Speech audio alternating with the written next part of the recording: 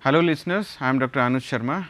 I am working in Center for Advanced Studies which is in Campus Institute of Dr. APJ Abdul Kalam Technical University located in Lucknow. We are discussing the topics related to strength of material. So, today's topic of discussion is open coiled helical spring, very important topic. So, ये आज के जो lecture है उसकी outlines हैं. So, I will discuss about the introduction of some helical springs, different types कैसी होती हैं.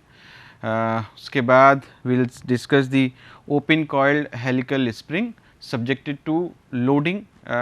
First case would be the axial loading. तो अगर हम axially load लगाते हैं स्प्रिंग पे, so what would be the deflection in that spring और क्या rotation होगा उसमें, so that will calculate if it is subjected to axial loading. And the second case when it would be loaded with the axial torque. तो torque जब हम apply करेंगे helical spring पे, how it will affect the shape and size of the spring, that will discuss today. And then we will take a small numerical problem to understand the concept and how we can solve the numerical problems using straightforward formulas. So, all we know we have already discussed, but let us recapitulate this. So, length of wire wound into a helix is known as the helical spring. तो spring बहुत तरह की होती हैं, तो उसमें today's discussion is on the helical spring. तो helical spring पे हम बात करेंगे. तो दो तरह की हेलिकल स्प्रिंग होती है, एक ओपन कॉइल्ड हेलिकल स्प्रिंग होती है और दूसरा close coiled. So already we can understand the difference by seeing the figure. So if will see this is the open coiled helical spring. If you see कि यहाँ पे जो coils हैं उनके बीच का गैप ज़्यादा है और जो कॉइल्स हैं उसका अगर आप देखेंगे जो मेन एक्सिस के परपेंडिकुलर मीन्स जो हॉरिजॉन्टल प्लेन से अगर हम एंगल देखें, so this angle would be greater than 10 degree. So that is why it is known as the open coiled helical spring. और अगर हम दूसरी स्प्रिंग देखें क्लोज कॉइल हेलिकल स्प्रिंग, तो वो इस तरीके की होती है कि उसके बीच का जो गैप होता है वो जनरली बहुत कम, और जो ये जो एंगल बनाती हैं, this angle is always less than 10 degree, right. So this is the types of spring. तो अभी हम लोग जो आज बात करेंगे वो ओपन कॉइल्ड हेलिकल स्प्रिंग की बात करेंगे. तो इसमें हम बात करते हैं कि open coiled helical spring with axial loading. अगर हम एक्सियल लोडिंग लगाते हैं, जैसे यहाँ पे देखें कि ये एक हेलिकल स्प्रिंग का जो डायग्राम है, अगर हम इसमें देखें डॉटेड लाइन से we are showing the different coils of the helical spring, and here we are applying this axial load. So this load is we are applying, so we have considered only this element. तो ये छोटा सा element हम लोगों ने consider किया है which I am showing with this red colour. तो ये जो पोर्शन है इसी को हम लोग देखेंगे. और अभी हम इस पे बात कर रहे हैं कि एक्सियल लोडिंग जो ये लग रही है ये वाली, उसकी वजह से what would be the axial deflection, means कि what would be the delta in this spring. पहला केस ये है. और दूसरा केस जो अभी आगे की स्लाइड में हम लोग डिस्कस करेंगे वो ये कि अगर हम इसी लोड की वजह से एक्सियल डिफ्लेक्शन करते हैं तो इसके अंदर ट्विस्ट कितना होगा. So that we will also discuss today. So if will see let d is the diameter of the spring wire, small d is the diameter of the spring wire. जो हम wire use कर रहे हैं ये वाला, जिस wire से spring बनी हुई है, इसका डायमीटर d है.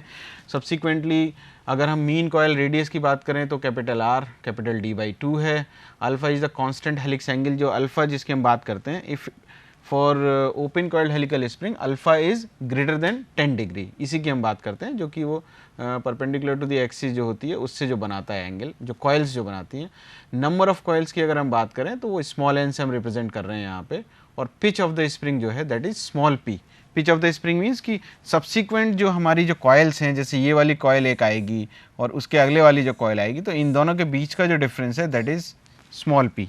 ये पिच बोलते हैं हम लोग कि कितना गैप है. तो जो हमारी क्लोज कॉइल्ड हेलिकल स्प्रिंग्स हैं उनमें जनरली पिच जो है बहुत कम, नेग्लिजिबल होती है. स्मॉल w जो हमने यहाँ पे दिखाया हुआ that is the axial load. इसी एक्सियल लोडिंग की वजह से जो शेप में चेंज आएगा स्प्रिंग का, that we are going to discuss here. Let delta with the deflection और elongation which we are going to calculate due to this load p और w. सो अगर हम बात करें तो length of the spring wire कितना होगा, that would be equal to 2 pi R N cos alpha, वो ज्योमेट्री से सीधे सीधे क्लियर है। अल्फा इज द एंगल, और जो अगर हम इस प्लेन की बात करें तो वो जो कॉयल को अगर हम टिल्ट करते हैं, इस कॉयल को अगर हम टिल्ट करते हैं तो ये वाली जो लेंथ आएगी उसकी, जो सर्कल आएगा, सर्कल होता है जनरली इस तरीके का, ये जो कॉयल होती है जनरली इस तरह की, but here in this case let's say it is with respect to the plane it is like this. So, the total length of this coil is 2 pi r by cos alpha and multiplied by n. तो ये हो जाएगा हमारा 2 pi r n divided by cos alpha. So, it is the total length of the spring wire. तो अगर हम यहाँ से देखें ये पिच है, this is the pitch, this is 2 pi r and this is alpha. तो हमारा जो coil है that is being tilted by alpha degree. तो अगर हम वहाँ से बात करें तो 2 pi r n sec alpha would be the length of the wire. So अगर हम इस डायग्राम से देखें तो tan alpha would be equal to how much, pitch upon 2 pi r. तो ये perpendicular upon base, that is the simple mathematical formula. अगर हम इसको थोड़ा सा आगे बढ़ें तो let us consider an axis OX, हम लोग एक कंसीडर करते हैं. So OX is this axis tangential to the center line of the open helix at O, OY is perpendicular to OX and OA is perpendicular to the axis of the spring. तो OX, OY और जो OA हैं they lies in the same plane. तो वो एक ही plane में आ रहे हैं, इसका मतलब को प्लेनर हैं. तो अगर हम इसको टॉर्क अगर हम यहाँ पे निकालें तो that would be equal to, so ये W है और ये जो डिस्टेंस है दैट इज़ R. तो अगर हम किसी इस पर्टिकुलर वायर की अगर हम बात करें तो यहाँ पे जो टॉर्क होगा, जो यहाँ पे ट्विस्ट होगा, that would be due to this WR. So WR जो है, WR कैसे है, W multiplied by this distance R. तो इस पॉइंट पे कहीं पे भी आप निकालेंगे तो जो टॉर्क होगा that would be how much, W into R. तो लेकिन अगर हम एक प्लेन की बात कर रहे हैं, अगर हम इस प्लेन की बात कर रहे हैं जिसमें कि ये तीनों कंपोनेंट लाई कर रहे हैं, OX, OY एंड OA तीनों एक्सिस लाई कर रही हैं, तो उसमें अगर हम देखें तो अलोंग OX जो टॉर्क होगा that would be equal to how much, WR cos alpha. और उसी तरीके से बेंडिंग मोमेंट की अगर हम बात करें तो WR sin अल्फा. तो WR के दो कंपोनेंट हैं, जो ये WR है इसके दो कंपोनेंट हैं, एक इस डायरेक्शन में और एक इस डायरेक्शन में. अगर आप देख रहे हैं तो moment is WR sin alpha. तो ये हम सिंपल बेंडिंग मोमेंट इक्वेशन है, M upon I is equal to sigma upon Y. तो सिग्मा को अगर हम रीअरेंज करते हैं MY अपॉन आई, उसके बाद सिग्मा में हम यहाँ पे M की वैल्यू रखते हैं WR sin alpha, y is d/2, जो हमारा स्प्रिंग वायर है उसको अगर मैक्सिमम डिस्टेंस कितना होगा that would B diameter half and divided by i, circular cross section का जो i है दैट वुड बी π/64 d⁴. तो अगर हम इसको सिंप्लीफाई करते हैं तो ये एक्सप्रेशन आता है 32 WR जो है. उसके बाद अगर हम यहाँ पे देखें अगला, इसमें थीटा हमको कैलकुलेट करना है, तो from torsion equation again T upon I P is equal to G theta upon L. ये इक्वेशन हम लोगों ने पढ़ी है, T upon I P is equal to G theta upon L. तो उसी को रीअरेंज करके ये टर्म आया है TL upon G I P. अगर हम यहाँ पे T की वैल्यू WR cos अल्फा रखते हैं, L as it is, G as it is, IP की वैल्यू अगर हम यहाँ पे भी रखते हैं तो इसको हम रिप्लेस कर सकते हैं IP को भी.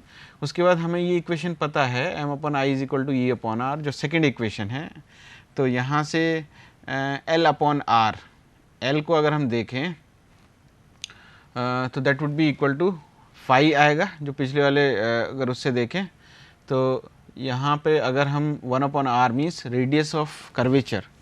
सो this is the 1 upon R means curvature. So that would be equal to phi upon L. इस वाले एक्सप्रेशन से अगर आप कैलकुलेट करेंगे तो 1 upon R is equal to phi by L. So you put this value in this expression, you will get M upon I is equal to E phi upon L. तो phi की value कितनी आएगी यहाँ से, ML upon EI. तो ये हम लोगों ने एक्सप्रेशन ये निकाला. और phi है क्या, it is the angle made by the bent wire at the centre of the curvature due to bending moment. तो T की वजह से थीटा ट्विस्ट होगा, M की वजह से वायर बेंड होगा. तो जो हम डिफ्लेक्शन कर रहे हैं उसकी वजह से वायर भी बेंड होगा. तो बेंड का जो कर्वेचर है eight the centre point that will be represented by the phi, angle phi. तो फाई हम कैलकुलेट इस तरीके से करते हैं. तो एवरेज वर्क डन कितना हो जाएगा, half into W into displacement. तो डिस्प्लेसमेंट हमको निकालना है एंड टोटल एनर्जी स्टोर्ड निकाल लेते हैं पहले हम लोग. यहाँ पे टोटल एनर्जी स्टोर्ड जो है that would be due to the torque and due to the bending moment. Torque की वजह से ट्विस्ट आएगा, बेंडिंग मोमेंट की वजह से मूवमेंट आएगा. इसको अगर हम देखें तो यहाँ पे हम T, theta, phi, M all values we have calculated, तो वो हम यहाँ पे पुट करेंगे. So half W delta is equal to, this is the work done, this is work done is equal to total strain energy, और ये सारे expressions हमारे पास हैं. So it would be equal to W delta. तो यहाँ से अगर हम इसको सिंप्लीफाई करते हैं, W delta is equal to W R cos alpha this plus W R sine alpha, और बाकी हम थीटा और फाई की वैल्यू भी यहाँ पे पुट करते हैं. इस एक्सप्रेशन को सिंप्लीफाई करते हैं, इसमें से कॉमन चीज़ें निकाल लेते हैं. W R square L will take out as common, और इसको रीअरेंज करते हैं तो we'll get this. Again we can put the value of I P, इन वैल्यूज़ को पुट करते हैं. तो and this is also there, moment of inertia, polar moment of inertia. If we do that and हम इसको rearrange करते हैं तो we will get this. Delta is equal to 64 W R cube N sec alpha upon D की power 4 into cos square alpha upon G plus 2 sine square alpha upon E. So this is the standard formula. तो this is for open coiled helical spring. तो अगर हम यहाँ पे close coil में इसको conversion करना चाहें, क्योंकि क्लोज कॉइल का फॉर्मूला हो सकता है आप लोगों को याद हो, तो अगर आप रिमाइंड करें तो alpha should be 0. So when you will put alpha 0 in the ideal case condition, you will get delta is equal to this. So this formula we also discussed previously, so we can remember this formula. So these are the two formulas for deflection due to the axial loading. So this formula we have to remember. Now second case is the angular rotation. What would be the angular rotation? क्योंकि जब हम इस पे load लगाएंगे नीचे की तरफ, तो हो सकता है कि स्प्रिंग भी थोड़ा सा रोटेट करे. तो rotation we have to take care. तो अगर हम रोटेशन को यहाँ पे ड्राइव करना चाहें, so there is a bending in the plane of the axis of the wire, जो एम लग रहा है bending movement, the diagram is same. So if we let us assume the beta is the resultant of the rotation. Theta आ रहा है हमारा twisting torque की वजह से, फाई आ रहा है हमारा एम की वजह से, बेंडिंग मूवमेंट की वजह से, दोनों चीज़ें जनरेट हो रही हैं. तो ultimately what they are doing, they will create the resultant effect and that effect is beta. Beta हमारा जो एंगुलर इफेक्ट जो आ रहा है, तो बीटा इज इक्वल टू, अगर हम ये डायग्राम देखें नीचे, तो अल्फा फाई में जो रिलेशन है, जो इक्विवेलेंट, जो हम ट्रायंगल बनाएंगे, so that triangle would be this, ये इक्विवेलेंट ट्रायंगल बनेगा. तो यहाँ से अगर हम देखें तो ये वाली जो वैल्यूज़ हैं, ट्विस्टिंग की वजह से इतना आ रहा है, मतलब डब्ल्यू जो लग रहा है उसकी वजह से ये ट्विस्टिंग आ रही है और ये हमारा बेंडिंग आ रही है in the terms of rotation. तो उसको अगर हम देखें, theta sine alpha minus phi cos alpha. Theta की वैल्यू पिछली स्लाइड से T L upon G I P, और फाई की value M L upon E I यहाँ पर पुट करेंगे, we will get the value of beta. और भी वैल्यूज़ यहाँ पर रख दीजिए, टी की वैल्यू रख दीजिए इसके अंदर, W R cos alpha, M की value W R sine alpha, सारी वैल्यू जब हम यहाँ रखेंगे, so will get a simple relation. So this is the beta. So this is the angular rotation that is caused in the spring due to the axial loading. तो अगर वो spring axial loading पे है, so this much of angular rotation we will have the spring. तो spring में दो चीज़ें आती हैं, जब भी हम उसको पुल करेंगे तो spring जो है वो elongate होगी, तो elongate we have already calculated, and इस elongation की वजह से जो उसकी coils हैं वो भी थोड़ा सा twist होंगी, रोटेशन होगा उनके अंदर. तो वो रोटेशन कैलकुलेट करने का फॉर्मूला ये है. तो straight forward we can apply this फॉर्मूले while solving the numericals. And this is the second case when we are applying only the rotation in the spring. तो if will apply the rotation, let us consider an open coiled helical spring जिसमें हम torque लगा रहे हैं केवल. अब वहाँ पे हम देखिए डब्ल्यू लगा रहे थे, यहाँ पे ऐसे लगा रहे थे, डब्ल्यू लगा रहे थे. इस वाले केस में हम डब्ल्यू नहीं लगा रहे हैं, यहाँ पे हम केवल रोटेशन लगा रहे हैं. और रोटेशन कितना है, लेट से एम. तो एम रोटेट जब हम करेंगे किसी स्प्रिंग को, तो हाउ इट विल अफेक्ट, वो जब हम रोटेट करेंगे क्लॉकवाइज, तो स्प्रिंग हो सकता है कि छोटी होगी और उसकी जो कॉइल्स हैं वो बड़ी हो जाएंगी. और अगर हम उसको अगर हम उसको अनवाइंड करेंगे, और अगर हम उसको वाइंड करेंगे तो कॉइल साइज छोटा होगा और स्प्रिंग की लेंथ बढ़ेगी. तो ये इस तरीके से चेंज करेगा. तो ultimately we are changing the shape of the spring. तो उसको हम देखना चाहते हैं कि एम नॉट की वजह से, उस टॉर्क की वजह से कितने उसमें चेंजेस आएंगे. एम नॉट के दो कंपोनेंट होंगे, एक टॉर्क होगा मतलब जो ट्विस्ट करेगा, और एक मूवमेंट होगा जो इसको. तो torque is equal to M not sine alpha which at all sections produces torsion in the spring. तो ये टॉर्जन देगा. इसके अलावा जो दूसरा है कंपोनेंट अलोंग ओ वाई, अगर हम उस डायग्राम से देखें, ऑलरेडी वी हैव अंडरस्टूड, तो M is equal to M not cos alpha, ये मूवमेंट हो गया. अब दोनों चीज़ें हमारे पास हैं, तो ये बेंडिंग मूवमेंट क्रिएट करेगा एम, टॉर्क हमारा ट्विस्ट करेगा, बेंडिंग मोमेंट एम प्रोड्यूस करेगा मूवमेंट। तो अगर हम वर्क डन देखें तो वर्क डन होता है मूवमेंट के केस में half M naught beta, beta already we have derived that formula. और अगर हम फ्री हैंड रोटेट कर रहा है, और दूसरा अगर स्ट्रेन एनर्जी हम कर लें तो क्योंकि हम इसको इक्वेट करेंगे वर्क डन को स्ट्रेन एनर्जी के बराबर, तो स्ट्रेन एनर्जी कितनी हो जाएगी टॉर्क की वजह से half T theta, very simple formula, standard formula है, half T theta plus half M phi. So अगर इन दोनों इक्वेशन से हम देखें ऊपर वाली, एक वर्क डन और जो हमारा स्ट्रेन एनर्जी है उसको हम इक्वेट कर सकते हैं। So will get half M naught beta is equal to half T theta plus half M phi. Simple mathematical equations हैं। और अगर हम यहाँ पे इसमें इसको रीअरेंज कर दिया और टी की वैल्यू हम लोगों ने रख दी है, इसमें थीटा की वैल्यू हमने लोग रख दी है, इसमें half into T into theta की वैल्यू जो है तो T L upon G J और एम एल अपॉन ई आई वो वैल्यू रखेंगे। और टी की वैल्यू जो है यहाँ पे M not sine alpha, M की value M not cos alpha, वो जब वैल्यू रखेंगे तो we will get this standard derivation. अब इसको हम थोड़ा सा सिंप्लीफाई करते हैं, इसमें से कॉमन ले लेते हैं चीज़ों को। So will get 64 M not R N sec alpha upon D raise to the power 4 into sine square alpha upon G plus 2 cos square alpha upon E. तो ये जो हमारा एक्सप्रेशन है, अगर हम एम नॉट अप्लाई करते हैं तो will get this much of rotation for open coiled helical spring. और अगर हम अल्फ़ा इज इक्वल टू 0 रखा जाए, जो क्लोज कॉइल हेलिकल स्प्रिंग की बात करें, तो उस केस में ये कितना हो जाएगा 128 M not R N upon E D raise to the power 4। तो ये हमारा जो एक्सप्रेशन है वो आ रहा है उस केस में जब when we are only applying the angular twist. अब दूसरा केस देखते हैं कि एक्सियल डिफ्लेक्शन कितना हो रहा है मूवमेंट की वजह से। तो 4 केसेस हैं टोटल कि हमने एक्सियल लोड लगाया, एक्सियल लोड लगाने की वजह से स्प्रिंग के अंदर 2 तरह के चेंजेस होंगे। एक तो उसमें डिफ्लेक्शन होगा डेल्टा, और ओवरऑल वो रोटेट करेगी, that is beta, that we have already derived. Second case था कि हम अब एक्सियल पुल नहीं लगा रहे हैं, हम उसके अंदर टॉर्क लगा रहे हैं, ये वाला एक्सियल टॉर्क लगा रहे हैं स्प्रिंग के अंदर। उस एक्सियल टॉर्क की वजह से वो स्प्रिंग तो रोटेट करेगी करेगी, उसके अलावा वो इलोंगेट भी होगी। So that delta we have to calculate. So for that we have to understand this diagram. So here we have considered this spring which is subjected to this movement m naught, only m naught.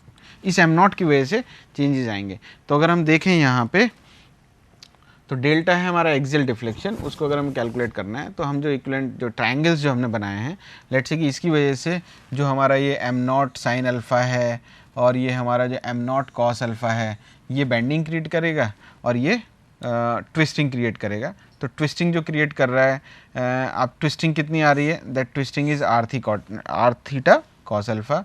और अगर हम इसकी बात करें ये वाले distance की, that is how much R phi sine alpha. So delta जो होगा एक डिक्रीज़ करेगा, मतलब हम जब ट्विस्ट करते हैं स्प्रिंग को तो उसके अंदर जो अनवाइंडिंग अगर हो रही है तो जो स्प्रिंग है, स्प्रिंग जब अनवाइंड होती है तो उसका जो कॉइल साइज़ होता है वो बढ़ेगा और जो उसका लेंथ है वो घटेगा। तो इसका मतलब दोनों को अगर हम इस तरीके से देखें तो यहाँ पे जो डेल्टा आएगा that would be how much R theta cos alpha. इन दोनों को जोड़ दीजिए, ये वाला R theta cos alpha plus और ये जो आर फाई साइन अल्फ़ा है ये माइनस। तो इन दोनों को जब जोड़ेंगे तो will get delta is R theta cos alpha minus R phi sine alpha. तो यहाँ पे हम लोगों ने थीटा की वैल्यू रख दीजिए T L upon G J और फाई की वैल्यू रखिए M L upon E I, you will get this expression. और यहाँ पे फिर टी और एम की वैल्यू इसके अंदर पुट कर दीजिए। J is the J means it is I P and I P means pi by 32 d raised to the power 4 polar moment of inertia, and this I is the moment of inertia pi by 64 d raised to the power 4। जब आप इसके अंदर ये value put करेंगे so you will get delta is equal to this much। So this is the delta due to axial torque, जो हम axial torque लगा रहे थे एम नॉट जो हमने लगाया है उसकी वजह से जो डिफ्लेक्शन आ रहा है इस स्प्रिंग के अंदर वो आ रहा है 64 M not R square N sine alpha upon D raise to the power 4 1 upon G minus 2e। तो फॉर क्लोज कॉइल अगर हम देखते हैं तो क्या होगा इसमें, alpha is equal to 0, put alpha is equal to 0. So, what you will get? So, you will get the 0 deflection. इसका मतलब टॉर्क अगर हम लगाते हैं किसी भी क्लोज कॉइल स्प्रिंग में तो उसके अंदर डिफ्लेक्शन नहीं आएगा इस चीज़ से, मूवमेंट से. So, let us take a very simple numerical problem. So, in an open coil helical spring having 10 coils हैं इसके पास, the stresses due to bending and twisting are, so stresses due to bending की वजह से मतलब ये हो गया हमारा सिग्मा बेंडिंग की वजह से जो है 98 mega pascal and 105 mega pascal क्या है स्ट्रेस ड्यू टू ट्विस्टिंग. तो ये हमारी शेयर स्ट्रेस हो गई एक तरीके से, तो ये 105 mega pascal. When the spring is axially loaded, तो इसका मतलब हम क्या कर रहे हैं कि उसमें केवल लोड लगा रहे हैं W, so that W will see कि whether it has been given और we have to find out. Assuming the mean diameter of the coil to be 8 times the diameter of the wire, तो जो mean coil है उसका जो diameter है मतलब capital D, so capital D is 8 times of small d. ये दिया हुआ है. Find the maximum permissible load, हो this we have to find out. So W ही हमको calculate करना है and the diameter of the wire, तो ये जो D है वो निकालना है for a maximum extension of 2 centimeter. So delta is given, so that is 2 centimeter and modulus of elasticity of the material is 210 gigapascal and modulus of rigidity is 82 gigapascal. तो अगर हम देखें तो हमें यहाँ पे जो दिया हुआ है n is equal to 10 is given, delta is equal to 2 centimeter is given, sigma is equal to means bending stress is 98 megapascal, shear stress is 105 megapascal and diameter mean coil diameter is equal to 8 times d and इसको हम अगर half कर लें radius की term में तो r is equal to 4 times d. So this much of value we have been given and what we are to find out. So W we have to calculate and diameter, this spring wire diameter we have to calculate. So these two things we have to find out. So very simple formula based question. So we know that it is the case of open coil helical spring subjected to axial loading. तो axial loading है केवल इसमें, उसने movement की अभी बात नहीं की है. तो एक्सियल लोडिंग के लिए we know this formula. So formula we have to remember because deriving this formula will take a lot of time. So we have to remember this formula. So this is 64 W R cube n sec alpha upon d raised to the power 4 into cos square alpha upon g plus 2 sin square alpha upon e. तो अब यहाँ पे हमको values put कर सकते हैं जो ऊपर वाली वैल्यूज मिली हैं and t is equal to W R cos alpha. So this we know and tau is equal to 16t upon pi D cube. This is from the equation which is t upon ip is equal to tau upon radius. So radius is equal to d by 2. तो ये वाला जो formula है if you might be remembering, so it can come from t upon ip is equal to tau upon r. तो r यहाँ पे क्या है स्मॉल d by 2 और ip क्या है पाई d raised to the power 4 upon 32. So when you will put these values in this expression you will get shear stress is equal to 16t upon pi d cube and put the value of t here in this expression for open coiled helical spring. Torque is equal to WR cos alpha because alpha is not 0. So you put all these values what have been given to you, you can put here and from here we can get this expression. So this expression is, it means we are having one equation between diameter d and W and alpha. So three parameters are unknown here. So it means to solve these parameters we need three equations. So now W we have to find out, alpha we have to know if we want to calculate d. So we must have three equations. So this is the first equation. Second equation we know that m is equal to W R sine alpha. तो अगर हम m की value से देखें तो we know that sigma is equal to 32 m by pi D cube. ये कहाँ से आया? This expression we are getting from this equation.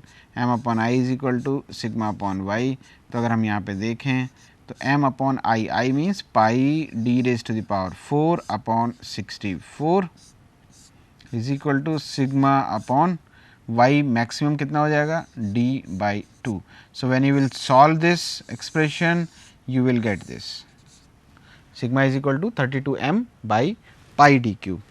So, from here we can get 32 m, we can put here w r sin alpha upon pi d cube. So, if you say 98 into 10 to the power 6 वो value यहाँ पे put कर दीजिए. So, it means we are getting one expression, that is the second equation, this.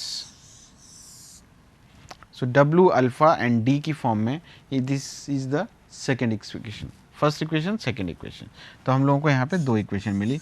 Now we need another information to solve this numerical.